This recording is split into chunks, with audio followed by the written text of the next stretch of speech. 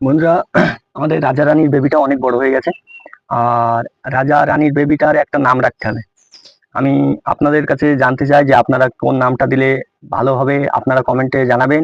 তারপরে দেখা যাক কোন কোন ভাই আমার কোন কোন সিদ্ধান্ত দেয় যে কি কি নাম রাখার জন্য। আর কি কি নাম আমার আমার পছন্দ হবে, যে ভাইয়ের নামটা সবচেয়ে বেস্ট হবে সেই নামটা আমি রাখবো। আর বেবিটা আপনাদের দেখাই বন্ধুরা, আমাদের দেখুন বেবিটা কিন্তু অনেকটাই বড় হয়ে গেছে। কেবল হোয়াইট পাখনা বেরোচ্ছে, পুরো সাদা হবে। পায়ে আছে এটা, পেছনে এটাও দেখুন অনেক হাই হচ্ছে, কিন্তু এখান থেকেই লোম গজালে পুরো ময়ূরের মতন হয়ে যাবে। আর এর একটা নাম দিতে হবে। আমাদের ঘরের প্রথম বেবি, বেবিটার নাম আপনারা ভাবেন যে কি নাম দেওয়া যায়, আর অবশ্যই কমেন্টের মাধ্যমে জানাবেন।